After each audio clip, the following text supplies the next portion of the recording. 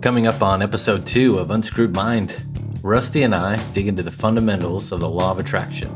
We outline a simple exercise you can do to start molding the perfect you, and then Rusty drops the single most important quote everyone should know. And I kind of like this episode because we get a little personal. Now sit back, relax, and enjoy the show.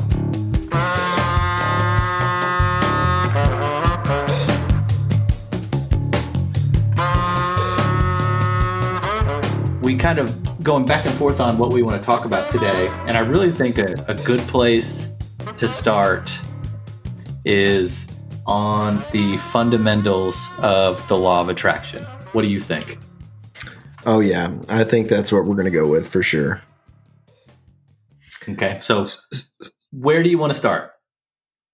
I mean, I think that we kind of mentioned in the first podcast that you've got to find yourself some kind of direction on what you're wanting and writing down what you view your life as today and getting in tune with how you actually feel about your life right now is probably the biggest step that you can take, because you got to figure out the feeling that you have that is the real feeling, not the one that your ego is feeding you, or your mind is telling you 15 different reasons why it isn't that feeling. The genuine feeling is what you're trying to identify. And that was definitely something that really moved me. I mean, I was pretty upset just figuring out how I really felt about my life, because I'm the kind of person that has pretty high expectations of myself. And when I identified what my life was looking like from an outside viewpoint almost, I started going, this isn't what I want in any way whatsoever.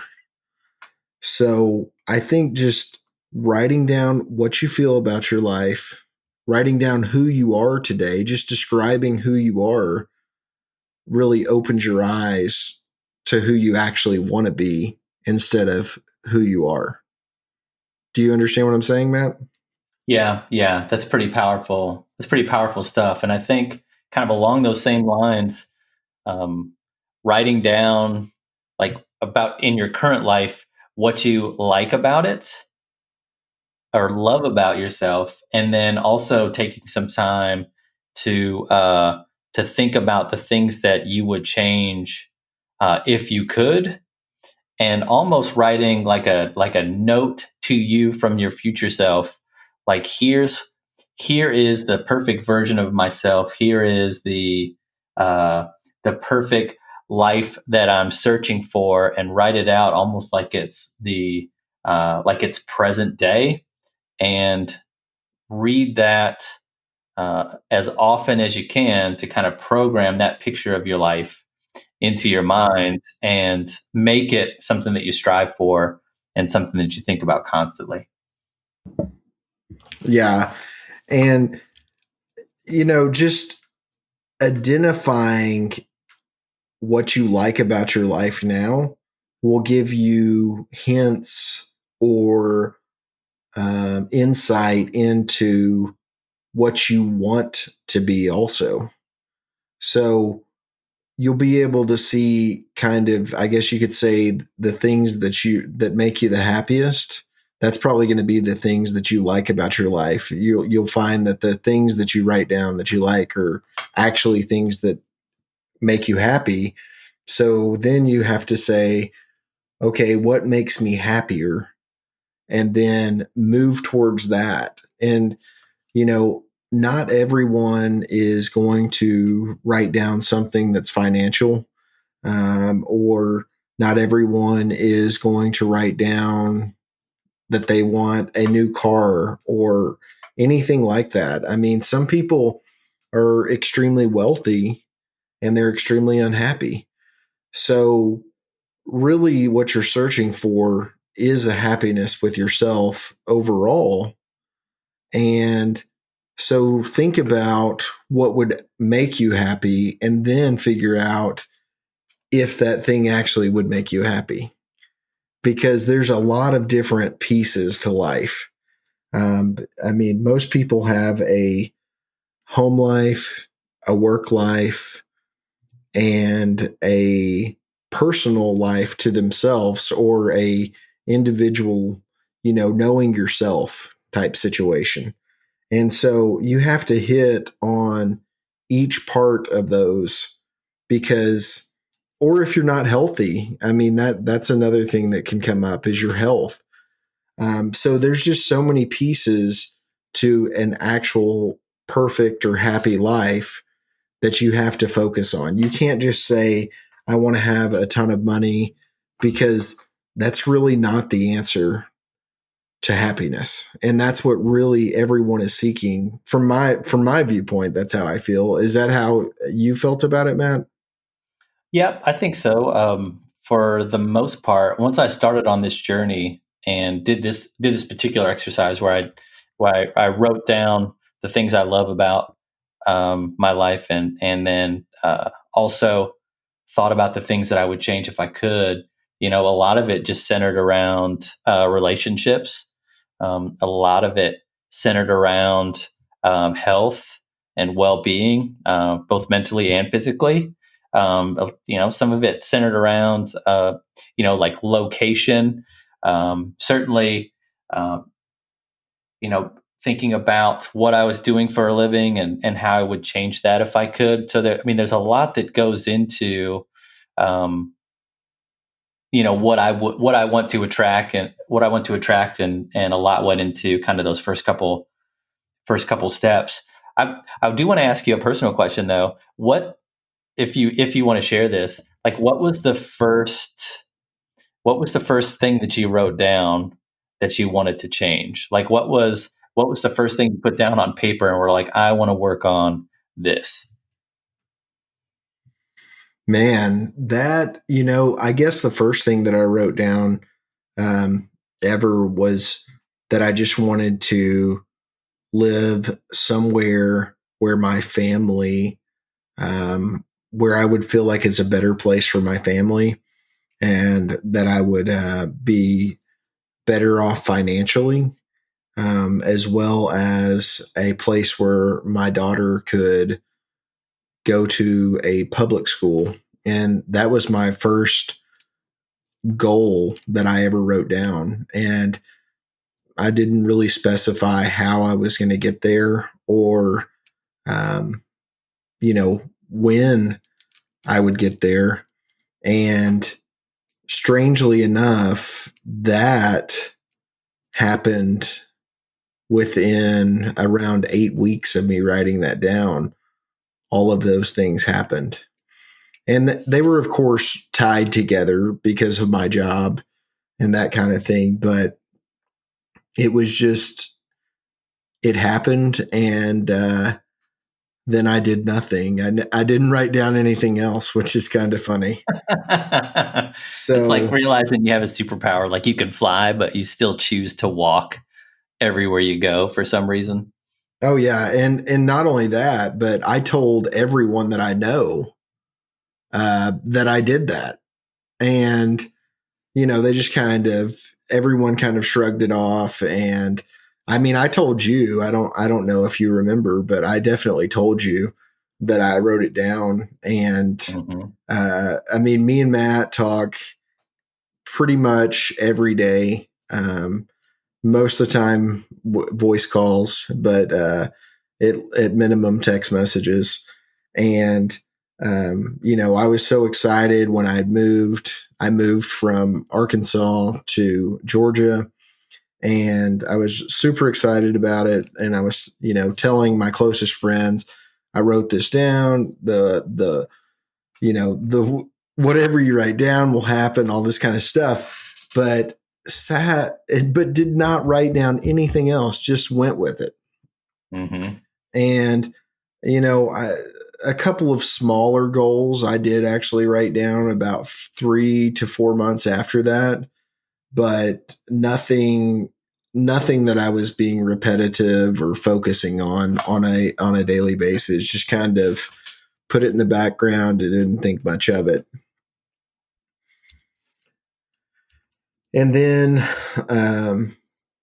I think that it was pretty much a full year before I started listening to Bob Proctor, and he just made me kind of click back in and feel just the power of my inner self. And I mean, what about you, Matt? What was the first thing that you wrote down? And so for me, and you know this because we've had lots of conversations. I was just in a place where I just unhappy, and to be unhappy in my shoes was really kind of a dumb emotion to feel. I have a great family. I have a wonderful wife. I had a good house.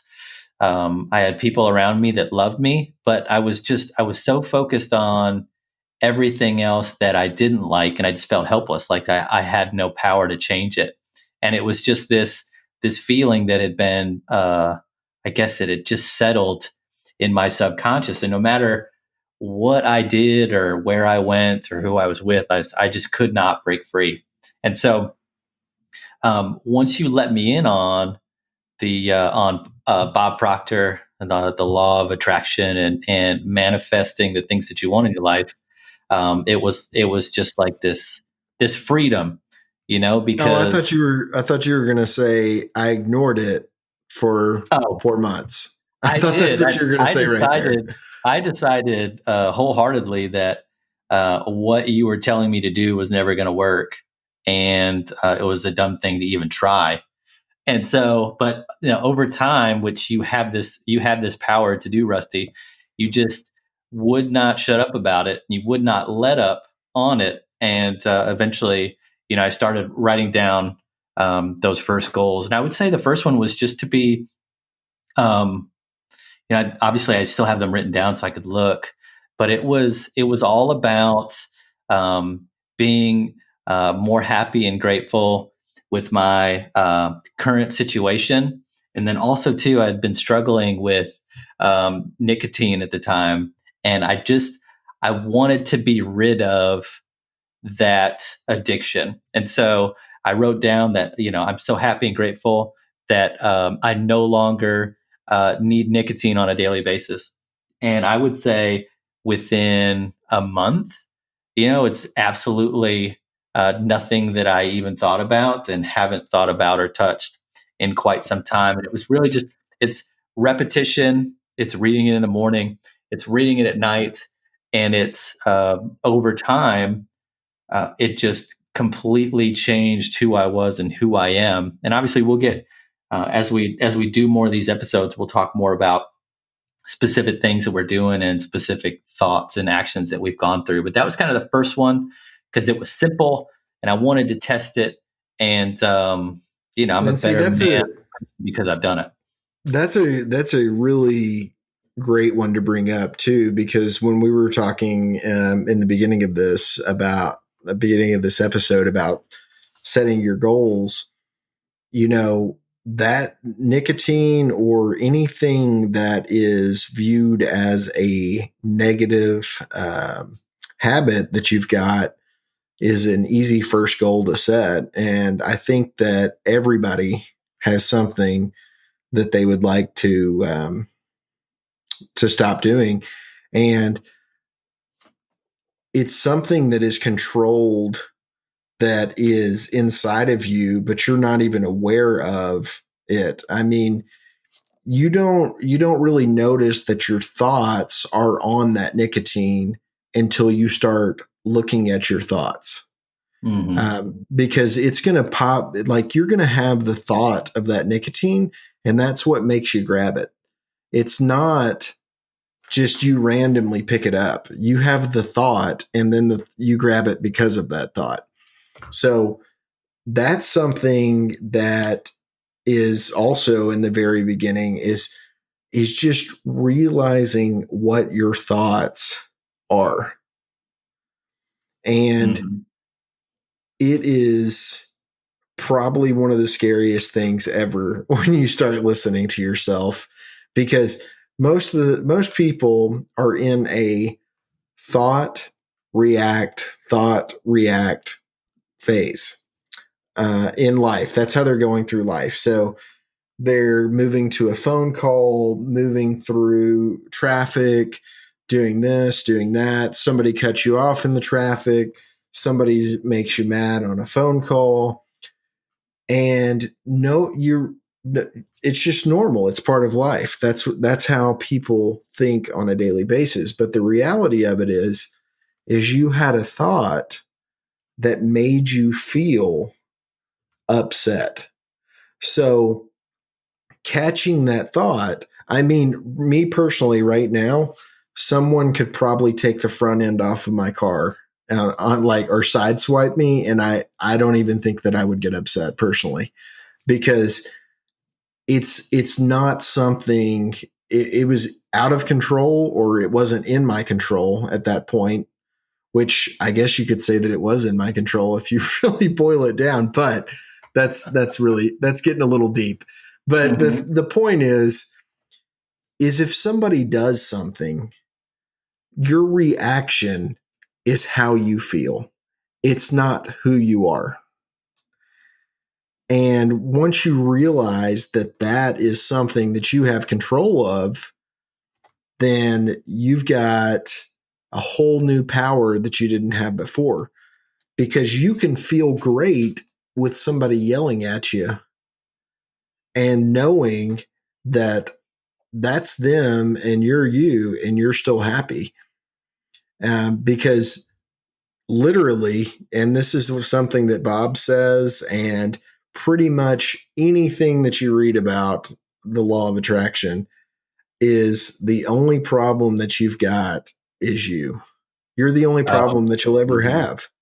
Yep, absolutely. And you have the power to determine how every situation goes. And it's all, like, it's so true. It's all based on how you react. And once you change that, you change every aspect of every interaction from here on out. I mean, try every day prior. I mean, in the beginning of this, for me, I was literally blaming everyone but me for everything. And I don't know if you were that way, Matt. You may, but you're a little bit more conservative on some of that stuff. So I feel like that you may have been harder on yourself in some points too, but I'm extremely hard on myself too. But I was blaming my outside circumstances for that. And so we may be similar on that, and I'm just misreading it. But I think that it's just something to really look at and start. Notice your thoughts, and write down when you feel good about something, and write down when you feel bad about something, and then identify what is giving you that feeling. Is it the person, or is it something that you've been conditioned to for years and years? Because your whole life has been a conditioning, a programming. And it's your paradigm. And so you have to look at that and start changing the way that you react to those things that are happening. Dude, I think paradigms is going to be a great topic coming up, because I know I smash my face against my paradigm probably 24 times a day, and I know that everyone else does too. So main things to focus on from this podcast, this second episode: focus on who you are, what you do, that kind of thing, and focus on your feelings, and then start noticing your inner thoughts and move forward from that point. What else did I miss, Matt? Nope, I think that's all really good. That's all really good. Well, we will see you on the next episode, guys.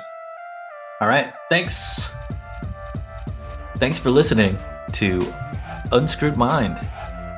Don't forget to rate and review this episode, and be sure to subscribe so you're notified when the next episode drops. We're also on social media, so follow us on Twitter and Instagram at Unscrewed Mind, and be sure to subscribe to our YouTube channel so you can stay up to date on all of our projects. And until next time, stay grateful.